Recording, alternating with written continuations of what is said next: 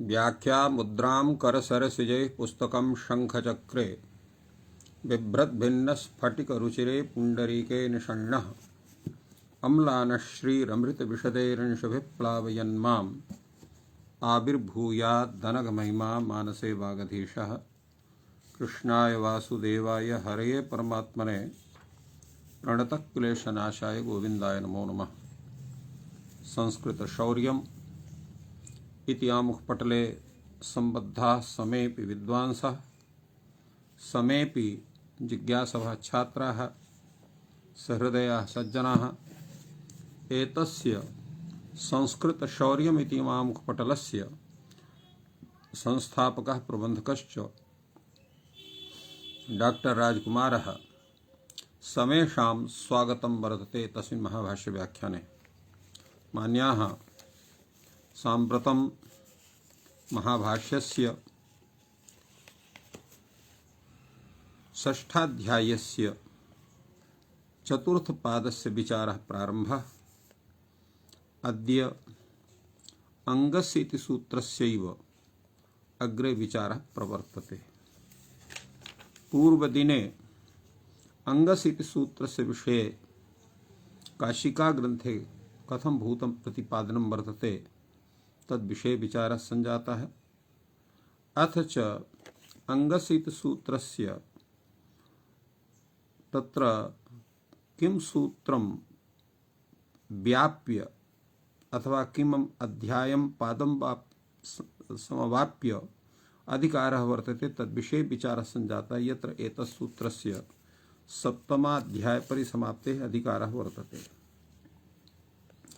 तत्र अनेके विषयाः अपि आगताः वर्तन्ते। तेषामपि समाधानम् अत्र सञ्जातमासीत्। तत्रैव पुनः अपि अन्यः विचारः प्रवर्तितः यत् अङ्गस्य इति या षष्ठी वर्तते सा इयं षष्ठी स्थानषष्ठी वा वर्तते अन्या वा काचित् षष्ठी वर्तते इति विषयेपि विचारः आगतः। तत्र वार्तिककारः वार्तिकमिदं प्रास्तौत् यत् अङ्गस्य इति स्थानषष्ठी चेत् पञ्चम्यन्तस्य च अधिकारः इति वार्तिकं तत्र दत्तम्। तस्य तात्पर्यं भवति अङ्गस्य इति स्थानषष्ठी चेत् पञ्चम्यन्तस्य अधिकारः कर्तव्यः। कथमिति पञ्चम्यन्तस्य अधिकारः करणीयः स्यात्? यतोहि क्वचित् अङ्गात् परम् इत्यपि उल्लेखः वर्तते सूत्रेषु। तर्हि चेत् अङ्गस्य इति स्थानषष्ठी वर्तते तर्हि अङ्गात् परम् इति स्वरूपस्य ज्ञानं कथं भवितुमर्हेत्? एतदर्थम् अङ्गात् इत्यपि एकम् अधिकारसूत्रं भवति। तेन यत्र षष्ठ्याः आवश्यकता वर्तते स्थानषष्ठ्याः तत्र अङ्गस्य इति अधिकारः भवेत्। यत्र च पञ्चम्यन्तस्य आवश्यकता भवेत् तत्र अङ्गात् इति स्यात्। तर्हि अङ्गात् इत्यपि वक्तव्यम् इति भगवतः भाष्यकारस्य प्रश्नविषये एवम् उच्यते यत् अङ्गस्य इति स्थानषष्ठी चेत् पञ्चम्यन्तश्च अधिकारः कर्तव्यः अङ्गात् इति। अर्थात् अङ्गस्य अङ्गात् इति सूत्रस्य स्वरूपं भवेन्नाम। तद्विषये अत्र उच्यते कथमिति। अत्र अङ्गात् इति कथनस्य आवश्यकता का वर्तते, कुत्र प्रयोजनं वर्तते, उदाहरणत्वेन किमपि सूत्रम् अत्र प्रदर्शनीयं। तदा भाष्यकारः कथयति अनुच्यमाने हि अतोभिः ऐस् भवति अतः इति पंचमी अङ्गस्य इति स्थानषष्ठी तत्र अशक्यं विभक्तिकत्वात् अत्र पंचम्याः अङ्गं विशेषयितुं यतोहि अङ्गात् इति पंचमी षष्ठी वर्तते अतः इति पंचमी। यतोहि तस्य अर्थः भवति अतोऽङ्गात् परस्य भिसः ऐस् स्यात्। तो अत्र अतोऽङ्गात् इति कथं स्यात्? अङ्गस्य इति षष्ठी वर्तते अतः इति पंचमी वर्तते। विभिन्न विभक्तिकत्वात् अर्थ सम्बन्धः एव न स्यात् तद्रूपेण। तो पंचम्या अङ्गं विशेषयितुम् अत्र विभक्तिकत्वात् किं समान विभक्तिकत्वं तत्र भाव्यं तथा नास्ति। अतः कथम् अत्र भवितुम् अर्हेत्? अपि च अत्र स्थानषष्ठ्याः सत्त्वात् अत्र तत्र विभक्तेः परिवर्तनमपि तद्रूपेण तथा न भवितुम् अर्हति इति मत्वा अत्र अयं प्रश्नः सञ्जातः। तत्र को दोषः अतएव अत्र चर्चा भी जाता है। भाष्यकारः तस्य विषये कथयति अतो भिसैसिति अकारान्तात् परस्य भिस् मात्रस्य ऐस भावः भवति। अकारान्तात् परस्य, अकारान्तात् शब्दात् परस्य, प्रातिपदिकात् परस्य, भिस् मात्रस्य केवलं भिस् इत्यस्य अत्र ऐस भावः भवति इति। इहा प्रसज्येत ब्राह्मण भिस्सा ओदन भिस्सटा। कथमिति भिस्स इति शब्दः भिस्सट इति शब्दः एतौ द्वौ अपि शब्दौ तत्र ओदन तद्विकारवाचकौ भवतः। भिस्सा इति शब्दः भिस्सटा इति शब्दः अत्र ओदन तद्विकारयोर्वाचकौ। भिस्सा भिस्सटौ शब्दौ ओदन तद्विकारयोर्वाचकौ इति कैयटः प्रतिपादयति। तो यदा ब्राह्मणस्य भिस्सा ओदनस्य भिस्सटा इति अत्र शब्दद्वयम्। ब्राह्मण भिस्सा इत्यत्र ब्राह्मणस्य ओदनम् इति अर्थः भवति। ओदन भिस्सटा इत्यत्र ओदनस्य विकारः भवति। अर्थात् ओदनेन यत्किमपि अन्यस्य व्यञ्जनस्य निर्माणं क्रियते तद् व्यञ्जनम् ओदनस्य विकारः भवति इति कृत्वा तत्र ओदन भिस्सटा इति प्रयोगः तत्र भवति। उभयत्र अत्र अकारान्त शब्दः ब्राह्मण शब्दः ओदन शब्दः तस्मात् परः अत्र भिस् इति वर्तते। तस्य स्थाने ऐस् इति आदेशः स्यात् अंगस्य इति संबंधाभावः। क्योंकि क्षमतां यतोहि अत्र भिस् इति पदेन केवलं तथा भूतायाः आन्पूर्व्याः एव ग्रहणं स्यात्।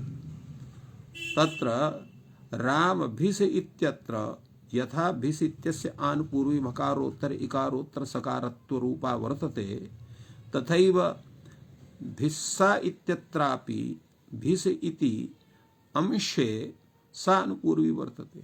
ओदन भिस्सटा इत्यत्र भिष इत्यंशे सानुपूर्वी वर्तते। अतः तत्रापि ऐस विधानस्य आपत्ति भवितुमर्हेत्। अतः अंगस्य कथनम् आवश्यकं वर्तते। तदर्थम् अंगस्य इति विशेषणं स्यात्। अंगस्य इत्युक्ते अत्र अंगस्य इति विशेषणं न तथा न भवितुमर्हति। तत्र कथमिति तात्पर्यं वर्तते। तत्र अंगस्य इत्यत्र षष्ठी अतः इति पंचमी उभयोः अत्र विभिन्न विभक्तिकत्वात् सम्बन्धः न भवितुमर्हति इति तात्पर्यं वर्तते। एवम् अत्र विचारः भगवता भाष्यकारेण विहितः। अत्रैव कैयटः अपि कथयति यत् अत्र अंगस्य इति स्थानषष्ठी चेदिति च शब्दात् षष्ठ्यन्तस्य च इति विज्ञेयम्। पंचम्यन्तस्य च अधिकारः। अंगस्य इति स्थानषष्ठी चेत् पंचम्यन्तस्य च अधिकारः। च इति कथनेन पंचम्यन्तस्य षष्ठ्यन्तस्य उभयोः अधिकारः विज्ञेयम् इति तात्पर्यं वदति। एवम् अत्र तत्र शक्यं विभक्तिकत्वात् अतः इति पंचम्या अंगं विशेषयितुम् अर्थात् पंचम्या अंगस्य तत्र विशेष्यत्वं न भवितुमर्हेत्। तद्विषये अत्र कथयति ननु च अतः इति संबंधात् अंगस्य इत्यस्य विभक्ति विपरिणामः भविष्यति। विभक्ति परिणामः सर्वत्र दृश्यते। अंगस्य इति भवतु नाम षष्ठी किन्तु यदा अतः इति पदेन सह संबद्धः भवति अंगस्य इति पदं तदा पंचम्यत्वेन विपरिणमितं स्यात्। तेन अंगात् अदन्तात् अंगात् एवं रूपेण अदन्तात् अंगात् परस्य भिसः ऐस् भवति इति अर्थः भवितुमर्हेत्। तर्हि का हानि? यथा उच्चानि देवदत्तस्य गृहाणि मंत्रयस्व एनम् अत्र यथा भवति उच्चानि इति भवति गृहाणि इति विशेषणस्य उच्चम् इति पदस्य बहुवचनान्त तत् भवति। तथैव अत्रापि अतः इति संबंधस्य संबंधदृष्ट्या अत्र अंगस्य इत्यस्य स्थाने विभक्ति परिणामत्वेन अंगात् इति भवितुमर्हति। तद्विषये अत्र किं करणीयम्? उच्यते सर्वनाम परामर्शात् अत्र विपरिणामः। सर्वनाम्ना तत्र परामर्शात् तत्र विभक्ति विपरिणामः। उच्चानि देवदत्तस्य गृहाणि मन्त्रयस्व एनम्। इत्र एनम् इत्यनेन अत्र सर्वनाम निर्देशात् तत्र सर्वनाम परामर्शात् तत्र विभक्ति परिणामः भवति।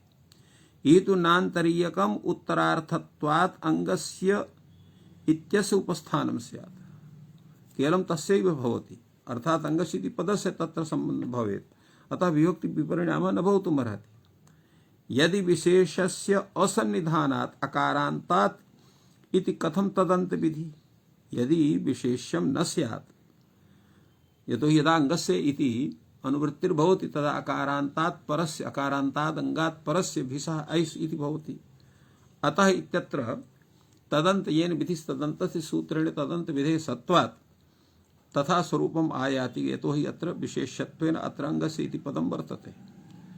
किन्तु यदा अत्र विशेषस्य असन्निधानं तर्हि अकारान्तात् परस्य इत्यदन्त विधि कथं स्यात् इत्येव प्रश्नः भवति। तदा उच्यते नेदमदरसोरकोः इति प्रतिषेधात् इति भवति। कथमिति? अत्र नेदमदसोरकोः इति प्रतिषेधात् भवति। तत्र नेदमदसोरकोः इति सूत्रविषये अस्माभिः अत्र विचारणीयं भवति। नेदमदसोरको इत्यत्र एतस्य सूत्रस्य तात्पर्यं वर्तते यत्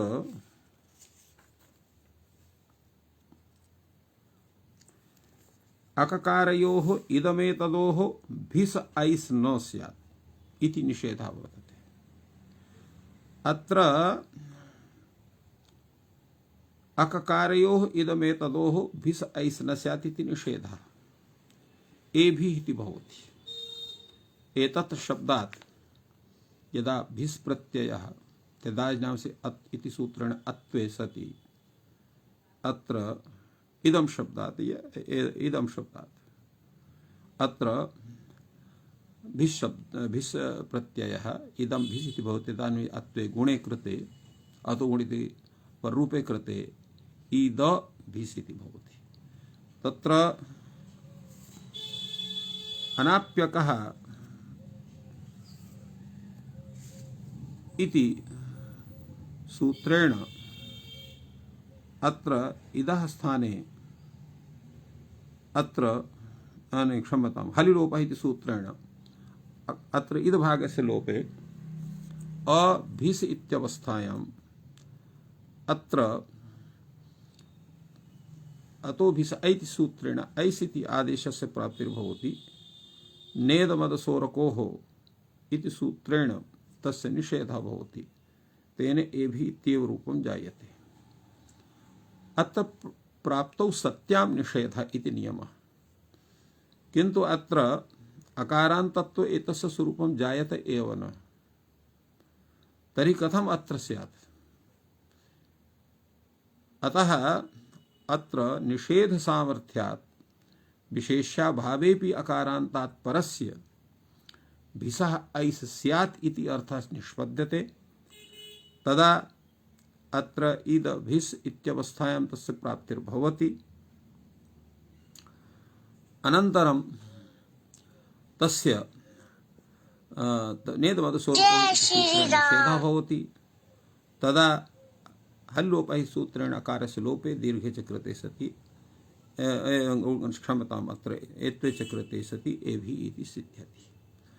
तो एवं नेदमदसोरको इति सामर्थ्यात् अत्र इत्थं भवितुमर्हति। तथैव अत्र समाधानत्वेन कैयटः कथयते नेदमदसोरको इति प्रतिषेधात्। अपि च सप्तमी सौण्डैः इत्यादेर्वा ज्ञापकात् तदन्तविधिर्भवति।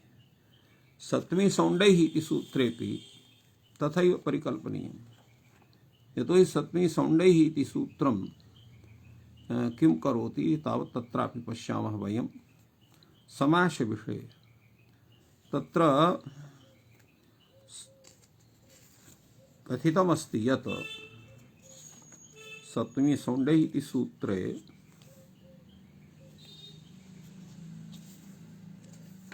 अत्र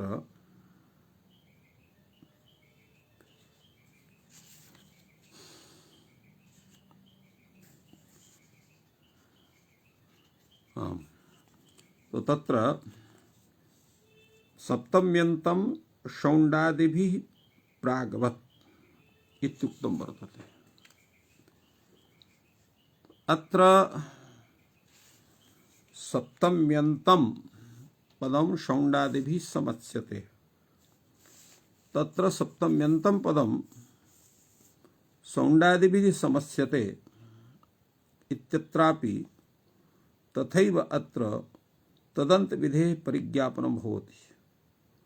तेन तदन्त विधेः परिज्ञापनात् अत्रापि तदन्त विधिः क्रियते इति। एवं अत्र एतस्य स्वरूपम् अत्र प्रतिपादितम्। तत्र एवं एतद् विषये अत्र उक्तमस्ति। अग्रे तावत् अत्र भाष्यकारः क्षमतां अत्र कैयटः प्रतिपादयति यतोहि अकारान्तात् परम् अत्र भवान् कथयति इति अकारान्तात् परम् अकारान्तात् परस्य भिस् मात्रस्य ऐस् भावः भवति इत्यत्र क्वचित् अकारात् परस्य भिस् मात्रस्य ऐस् भावः भवति इत्यपि पाठः वर्तते इति प्रतिपादितम्।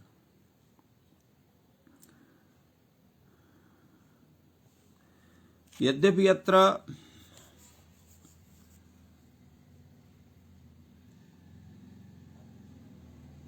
एतद्विषये अत्र कैयटेन प्रतिपादितमासीत्, किन्तु एतद्विषये किंचित् नागेशोऽपि विचारयति। सः कथयति भिसाक्षिप्त प्रकृति विशेषणत्वे न तदन्त विधौ इदं ज्ञापकम् यद्यपि ईद रूपलोपे अभिस् इत्यत्र तदन्त विध्यभावेपि प्राप्तेः प्रतिषेधः उपपद्यते तथापि अदसः सः ज्ञापकः अकोहि इति प्रतिषेधश्च।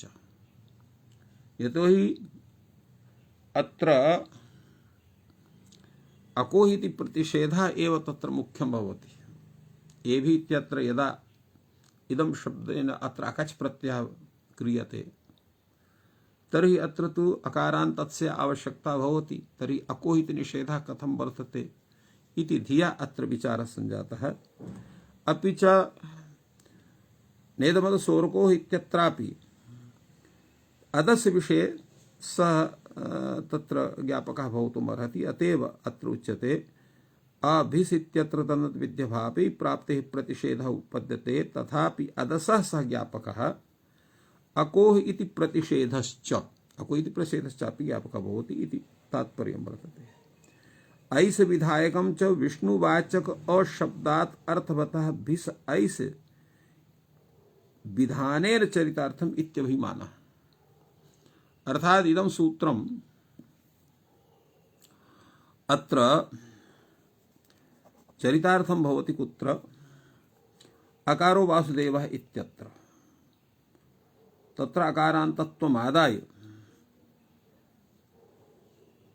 तत्र अर्थवतः भिस् ऐस् इति विधानेन चरितार्थः भवितुमर्हति इति अभिमानः।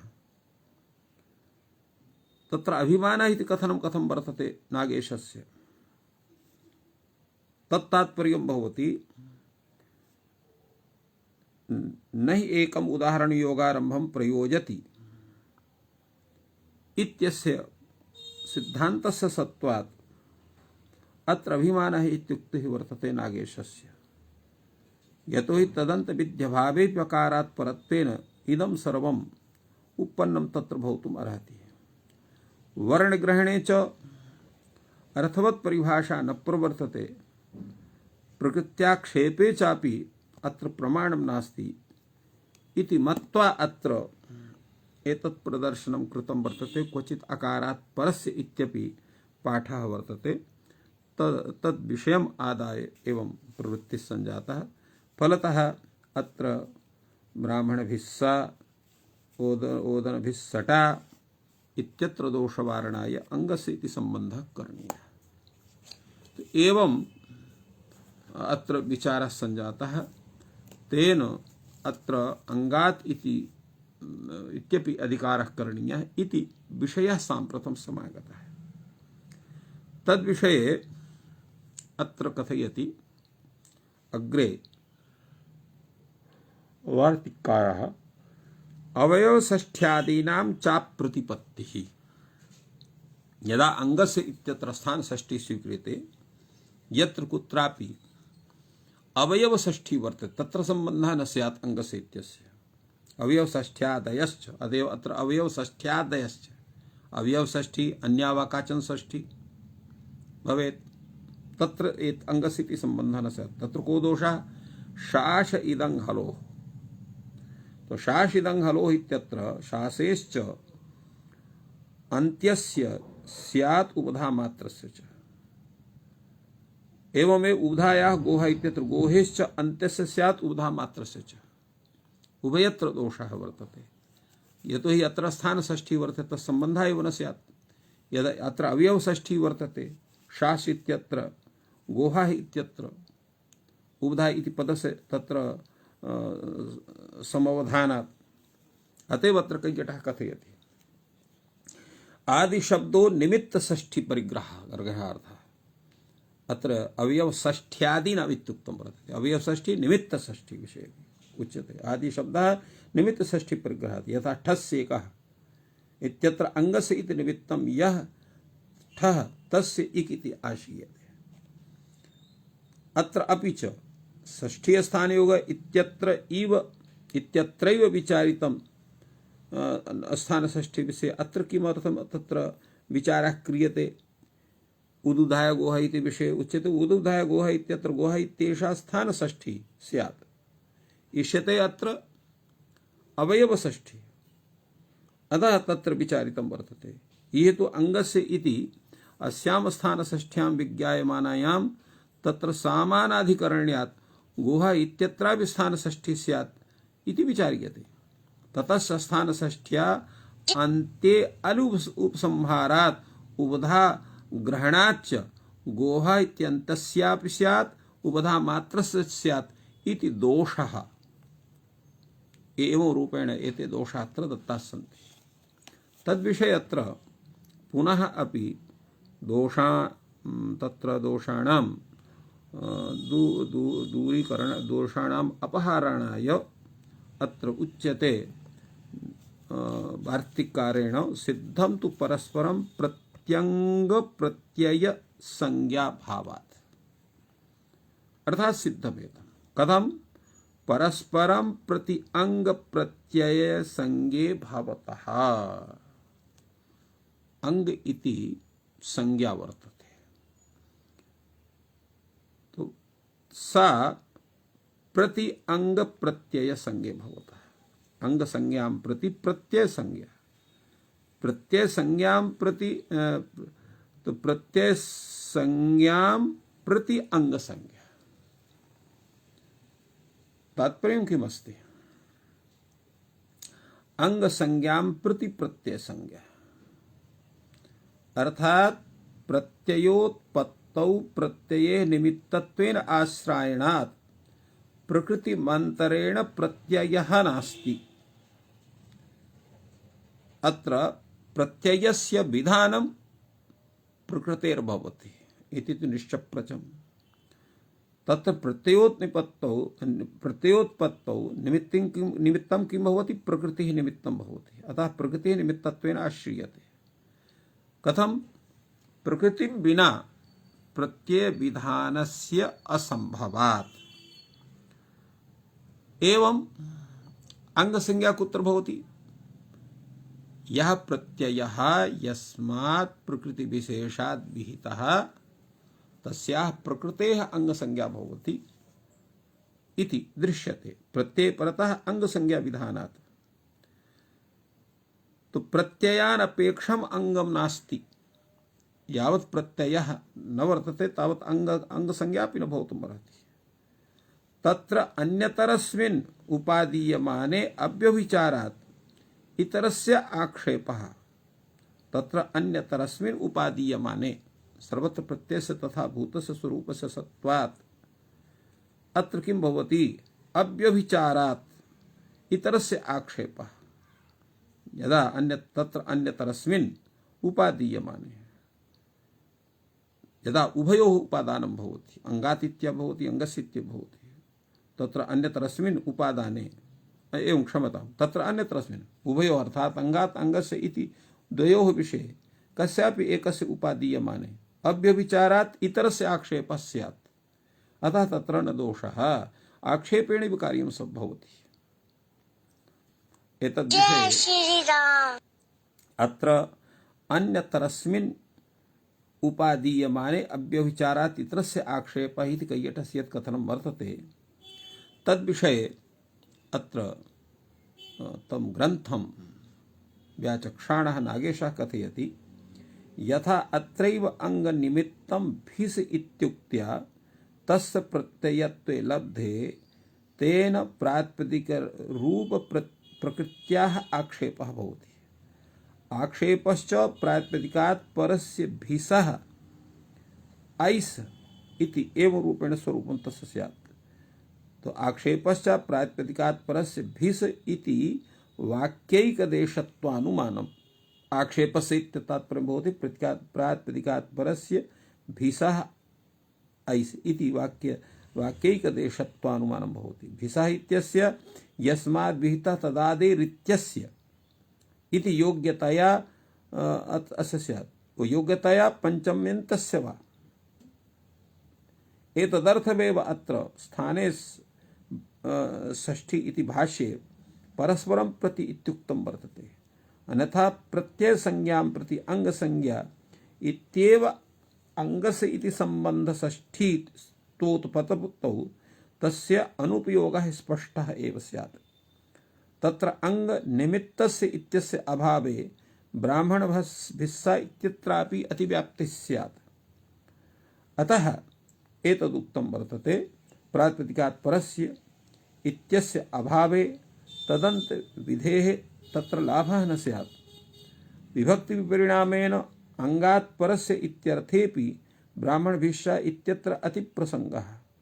विभक्ति विपरिणामेन अंगात् परस्य इत्युक्ते इत्यर्थेपि ब्राह्मण भिस्सा इत्यत्र अतिप्रसंगः स्यात्। प्रत्ययलक्षणेन ब्राह्मण इत्यस्य अंगत्वात्। अर्थात अत्र प्रत्ययलोक्षण प्रत्ययम् आदाय तत्र अंगत्वं भवितुम् अर्हति। प्रत्यासत्तिस्य दुर्गेय इति उभयोः उपादानं करणीयम् इति मत्वा अत्र कथनं तत्र जातम्। अपि च भिसः प्रत्ययस्यैव ग्रहणम् अन्यस्य न इति अपि वक्तुं न शक्यते। इत्यत्र किमपि प्रमाणं नास्ति। अतः अत्र ब्राह्मणभिस्सा इत्यत्र से वारणं तत्र संभवं न स्यात्। किन्तु अत्र अदन्तात् इत्यस्य वस्तुतः अदन्तात् इत्यस्य न फलम् इत्याक्षेपः व्यर्थः इत्यपि अत्र प्रतिपादितं। वस्तुतः तु एतदेव यत् अंगसंज्ञा या भवति सा तत्र यः प्रत्ययः तस्याः प्रकृतेः विहितः तस्मिन् प्रत्यये एव भवति।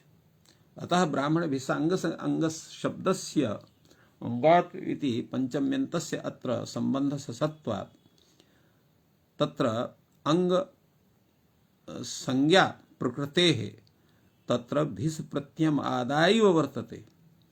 ब्राह्मण भिस्सा इत्यत्र या अंग संज्ञा वर्तते सा अंग संज्ञा तत्र प्रत्ययलोप प्रत्ययलक्षणम् इति आदाय या वर्तते सा न भवितुम् अर्हति। यतोहि तस्मिन् प्रत्यये परे इत्यस्य रूपं तदा तत्र न स्यात्। फलतः उपस्थितत्वात् या विभक्ति तत्र विहिता वर्तते, यह प्रत्यय तत्र विहिता वर्तते, तम प्रत्ययमादैव अंगसंज्ञा वर्तते इति एव भाष्यकारस्य आशय। अतएव भाष्यकार अंगसंज्ञां प्रति प्रत्ययसंज्ञा, प्रत्ययसंज्ञां प्रति अंगसंज्ञा इति उच्यते।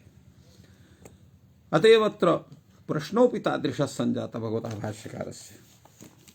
किमतो यत् परस्परं प्रत्यंग प्रत्ययसंज्ञे भवतः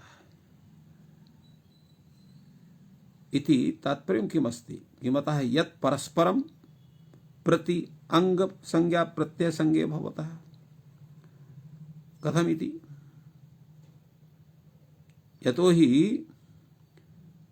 यतोहि परस्पराक्षेपे सत्यपि स्थानषष्ठ्यां सत्यां संबंधान्तरस्य विनाशं मत्वा अत्र किमतः इति प्रश्नः जातः। उच्यते संबंधषष्ठी निर्देशश्च, संबंधषष्ठी निर्देशश्च अयं कृतः भवति अंगस्य यो भिशब्दः। किंच अंगस्य भिशब्दः? निमित्तम् यस्मिन् अंगम इत्येतद् भवति, कस्मिंश्चित् एतद् भवति प्रत्यये। तात्पर्यं किमस्ति एतस्य भाष्यग्रन्थस्य? अत्र स्थानषष्ठी भवतु अंगस्य इत्यत्र, तर्हि अत्र अतोभिषयस् इत्यत्र स्वरूपं कथं सिद्ध्येत इति विचार्य अत्र उच्यते। संबंधषष्ठी निर्देशः, अत्र स्थानषष्ठी निर्देश संबंध सामान्य मत्वा अत्र विचारः वर्तते। संबंध सामान्य षष्ठी वर्तते, संबंध अतएव संबंध षष्ठी इति कथितं वर्तते। संबंध सामान्य निर्देश अयं कृतः भवति अंगस्य यः भिस्, अंगस्य यः भिस् शब्दः तस्य ऐस् इति आदेशः भवति। एवं प्रश्नः भवति किंच अंगस्य भिस् शब्दः, अंगस्य भिस् शब्दः किं भवति? अर्थात अंगस्य अत्र भिस् शब्देन कः संबंधः? उच्यते अत्र निमित्त नैमित्तिक भाव संबंधः। अंगस्य निमित्तं भवति भिस् इति, तर्हि अकारान्तस्य अंगस्य अव तत्र निमित्तं यत् यः भिस् प्रत्ययः तस्य ऐस् इति आदेशः भवति इत्यर्थः निष्पद्यते। किंच अंगस्य भिस् शब्दः निमित्तं यस्मिन् अंगम इत्येतद् भवति, अर्थात यस्मिन् भिस् इति प्रत्यये परे प्रकृतेः अंगसंज्ञा भवति, फलतः तस्य अंगसंज्ञायाः निमित्तं भिस् इति भवति। एवं अकारान्तस्य अंगस्य निमित्तं यत् भिस् इति तस्य स्थाने ऐस् इति आदेशः भवति। एवं रूपेण तत्र समाधानं कर्तुं शक्यते संबंध सामान्य षष्ठीं मत्वा। अत्र प्रश्नः भवति कस्मिंश्चित् एतद् भवति वा? उच्यते भवति कुत्र प्रत्यये। किं तात्पर्यम् एतस्य? कैयटः स्पष्टं विदधाति एतस्य व्याख्यानं। प्रतिसूत्रम् अंगस्य इत्यस्य शब्दस्वरूपस्य उपस्थाने यत्र विशिष्ट शब्दः विशिष्ट संबंधः निमित्त निमित्ति भावादिकः संभवति तत्र परिभाषाया उपस्थानाभावः। अर्थात प्रत्येक प्रतिसूत्रम् अंगस्य यत्रापि संबंधः जायते तत्र अंगस्य इत्यस्य शब्दस्वरूपस्य उपस्थाने यत्र विशिष्टः संबंधः, कथं भूतः संबंधः? तत्र निमित्त निमित्ति भाव संबंधः, अवयव विभाव संबंधः, एवं रूपेण ये तत्र ये संबंधः भवन्ति। तत्र विशिष्ट संबंध निमित्त भावादिकः संभवति तत्र परिभाषायाः उपस्थानाभावः। परिभाषायाः नाम तत्र षष्ठी स्थाने योगः इति परिभाषायाः तत्र संबंधः भावः, तत्र उपस्थानं न भवति। तत्र अतएव उच्यते परिभाषा उपस्थान भाव। यत्र तु अनेक संबंध संभवः तत्र संबंधांतर व्यवच्छेद फलायाः परिभाषा उपस्थानम् यत्र अनेक संबंध संभवः अयमपि सम्बन्धः भवितुमर्हति अयमपि सम्बन्धः भवति अयमपि सम्बन्धः भवितुमर्हति तर्हि अन्य संबंध व्यवच्छेदनाय एतस्याः षष्ठी स्थाने योगा इति परिभाषायाः उपस्थितिर्भवति। तत्र संबंध सामान्ये अनाश्रित विशेषे अंगस्येति षष्ठी। संबंध सामान्य अनाश्रित विशेष अर्थात तत्र संबंध विशेषम अनाश्रित्यैव अत्र अंगस्येति षष्ठी वर्तते न तु स्थान्यादेश संबंधः एव इति एतस्य तात्पर्यं भवति। संबंध षष्ठी निर्देशश्च इत्यस्य तात्पर्यम् एवं जायते। अधिकारस्य पारार्थ्यात् यतो हि अधिकारः भवति तस्य स्वार्थं किमपि प्रयोजनं नैव वर्तते। अतः अधिकारस्य पारार्थ्यात् अत्र वक्ष्यमाण अनेक संबंध्यानुग्रहाय अनुग्रहाय नाम स्वीकरणाय संबंध सामान्यम अत्र उपादीयते अंगस्य इत्यत्र षष्ठ्यां। फलतः तादृशं संबंध सामान्यम उपादैव अत्र षष्ठी प्रवृत्ता। प्रतियोगनां प्रतिसूत्रम् अंगस्य इत्यधिकारी यानि सूत्राणि उपदिष्टानि तानि सूत्राणि प्रतियोगत्वेन अत्र तत्र गृह्यन्ते।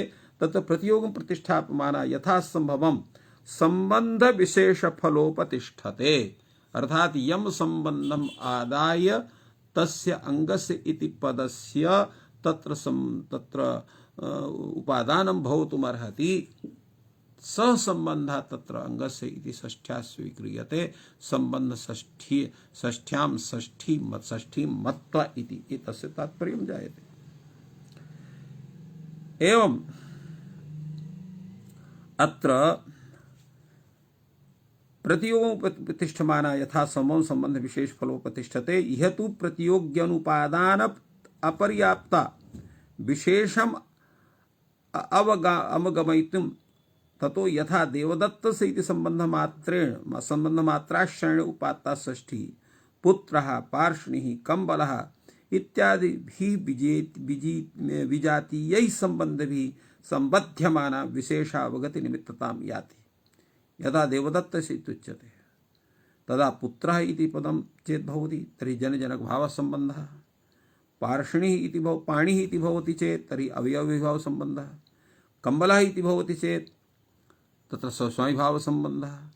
तो एवं तत्र संबंधि शब्दस्य उपादीयमाने एव षष्ठ्याः संबंध विशेषः आयाति।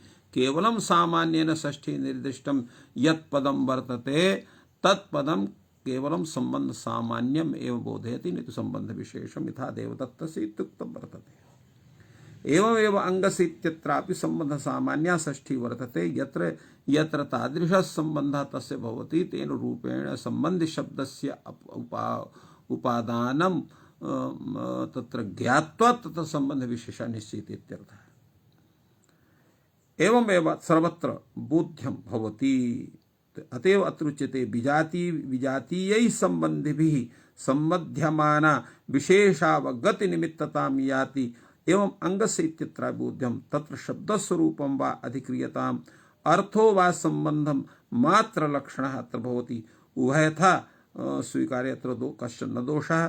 तत्र अंगस्य भिसा संबंधान्तरं न संभवति। भिसा निमित्ति भावः एव संबंधः भवितुमर्हति। अतः ब्राह्मण भिस्सा इत्यादौ तत्र दोषः न जायते। यतो हि ब्राह्मण भिस्सा इति यः भिस् वर्तते न तत्र निमित्ति भाव संबंधः तत्र न भवति। अतः न तत्र दोषः। किन्तु अत्र रामभिस् इत्यादि स्थलेषु अत्र भिस् यद् वर्तते तत् भिस् इति प्रत्ययमादाय या राम शब्दस्य अंगसंज्ञा वर्तते तस्याः अंगसंज्ञायाः निमित्तं भवति अत्र भिस् इति।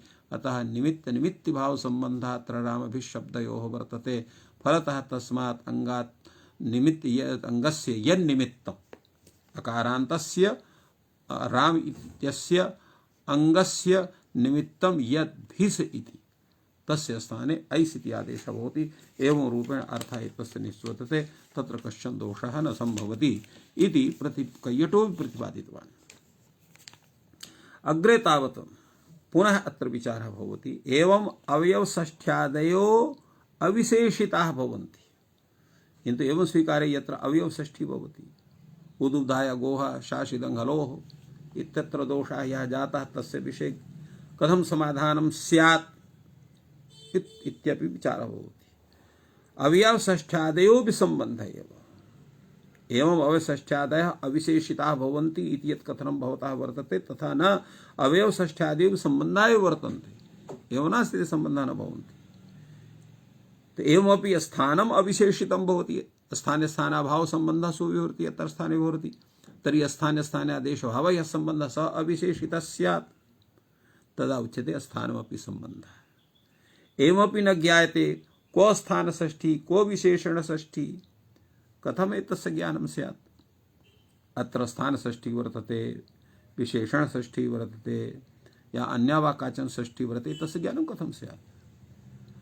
तो उच्यते यत्र षष्ठी अन्यम योगम नापेक्षते सा स्थानषष्ठी।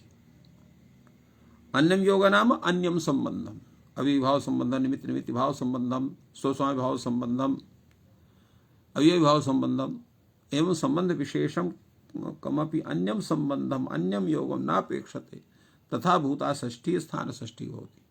अतएव षष्ठी स्थान योग वर्तते, हरिधारी संबंध विशेषा षष्ठी स्थान योग बोध इत्युक्तम वर्तते। यत्र तु अन्य योगम अपेक्षते, अन्य योगम अर्थात अन्य संबंधम अपेक्षते। यथा अत्र पाणि संबंधात् अविभाव संबंधः इति भवति, कंबल संबंध स्वस्वामिभाव संबंधः भवति। एवमेव तत्र तथैव अत्र यः यः शब्दः तत्र भवति, पुत्र इति शब्दस्य आदौ जन-जनकभाव संबंधः संभवति। तो एवं एते संबंधाः कदा भवन्ति, यदा अन्य योगम अपेक्षते। यत्र अन्य योगम अपेक्षते तत्र सा विशेषण षष्ठी अर्थात संबंध सामान्य षष्ठी भवति, तत्र संबंध विशेषा षष्ठी भवति तत्र वर्तते। अतएव अत्र एतस्य विषये प्रतिपादयति कैयटः, यत्र षष्ठी अर्थात सामर्थ्यात् विषय विभागो अवतिष्ठता इत्यर्थः। उदुब्धायागो इत्यत्र इति अवयवस्य उपादानात् अंगस्य गोहा इति उपधा अपेक्षा अवयव षष्ठी संपद्यते। अतो भिषय इत्यादि तो निमित्त षष्ठी वर्तते। कथम अत्र भिष इति पदस्य सत्वात् एवं उदुब्धाय गोहा इत्यत्र उब्धा पदस्य संबन्धात् एवं कृत्वा एतस्य विषयस्य अत्र समाधानम् अत्र कथितं वर्तते। अग्रे तावत् एतद् विषये पुनः अपि विचारः वर्तते। तद्विषये तत्र पूर्व तत्र अन्यस्मिन् दिने एतस्य विषये विचारः भविष्यति। अद्य अत्रै विरम्यते। सर्वेभ्यो नमः। जयतु संस्कृतं, जयतु भारतम्।